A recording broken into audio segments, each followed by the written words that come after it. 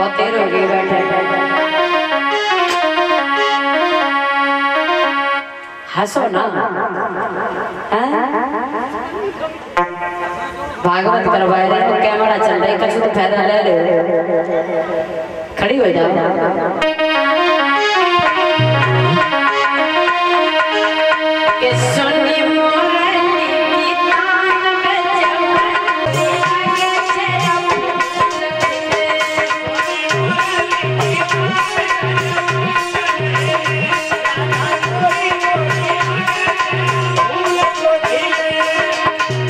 कितनी बार कहें तुम खड़ी होगी, मैया ने कल क्या कहा था?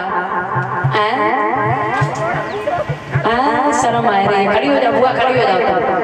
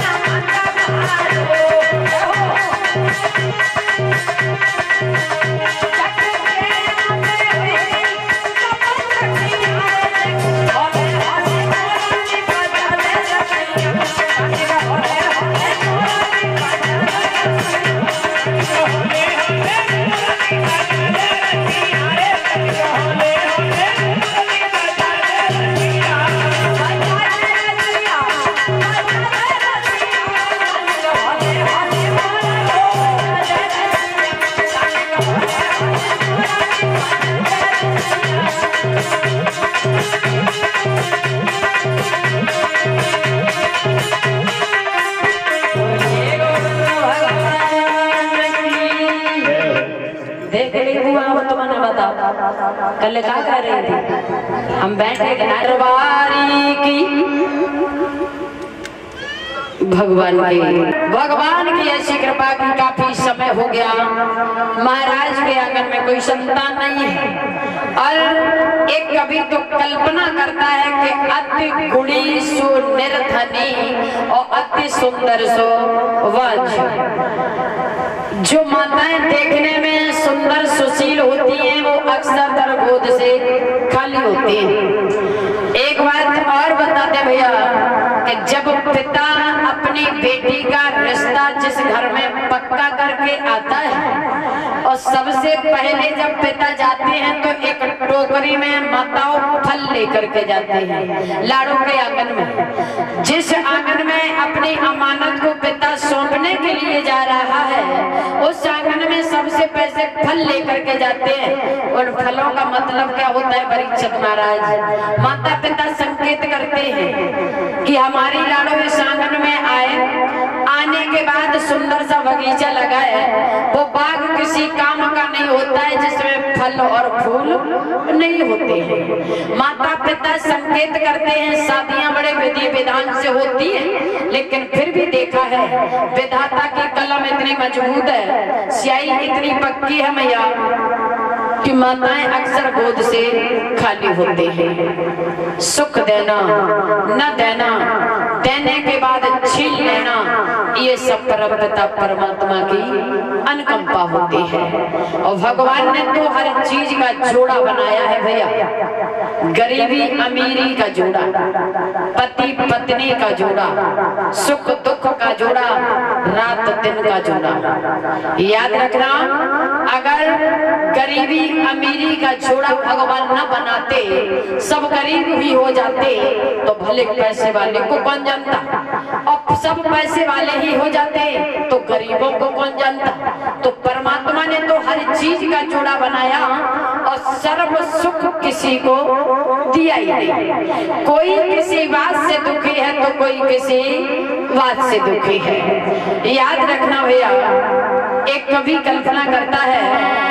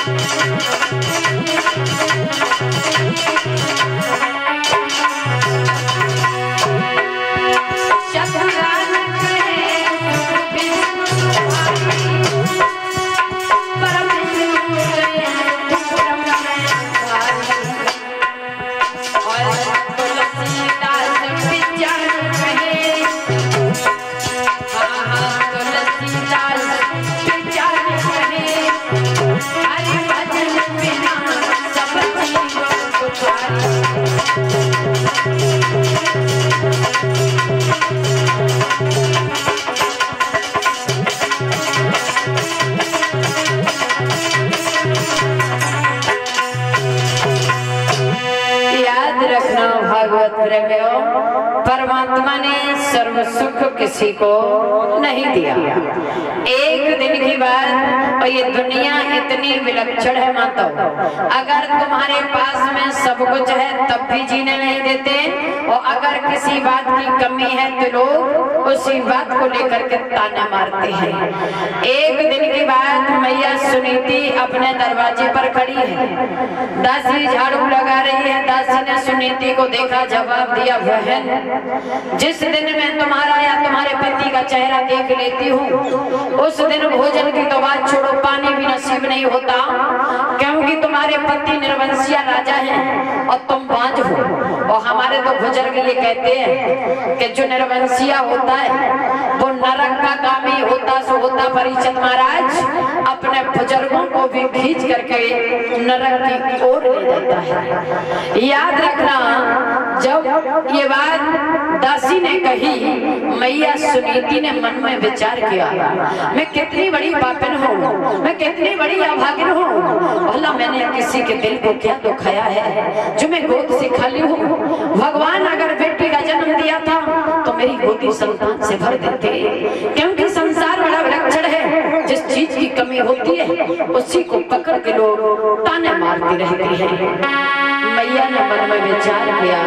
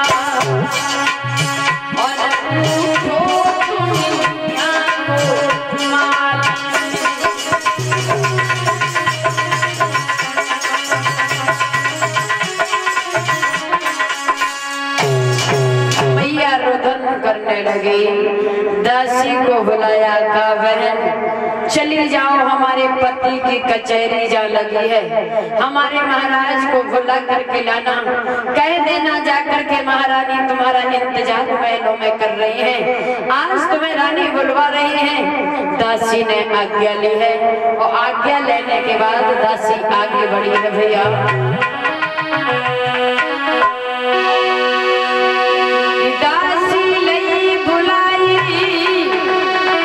कही थी समझाई चली ने कजारी, और मेरे राजा गोटे की महलन में गुइयाला।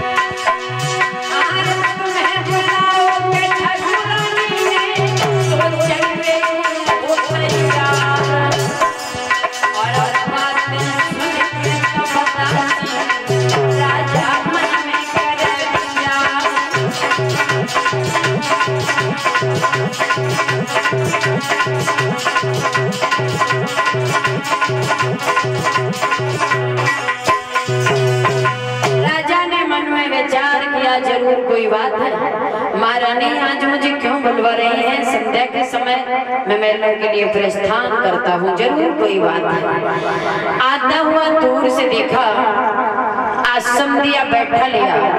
महाराज ने पूछ लिया, रानी आखिर बात क्या है?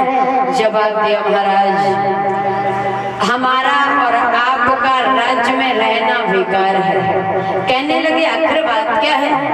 रानी हाथ जोड़ करके बोली है, स्वामी उस राजा का राज्य में रहना बेकार है जिसकी प्रजा राजा से दुखी है, क्योंकि आपको निर्जीव बनाती है, मुर्दे को चिता जलाती है, चिंता जीवित को खाती है।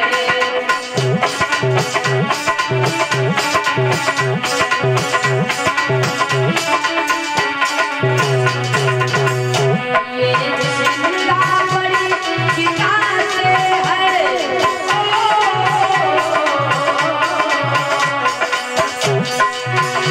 ये चिंता बड़ी चिता से है, मेरे को निर्जीव बनाती है, मुर्दे को चिता जलाती है, चिंता जीवित को खाती है।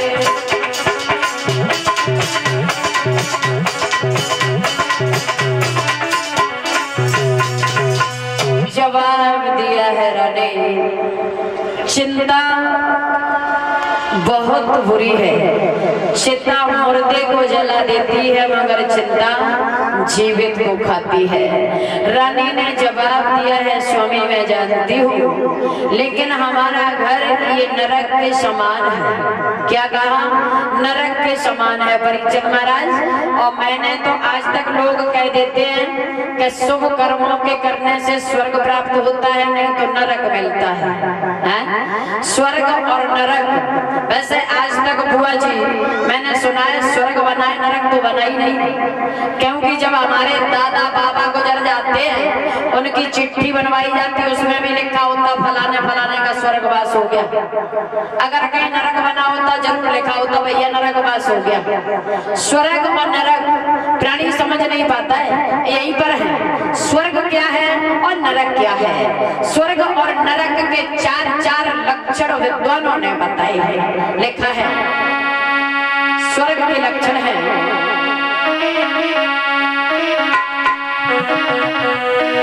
कि अन्न पुराना घी नया और सत्य पति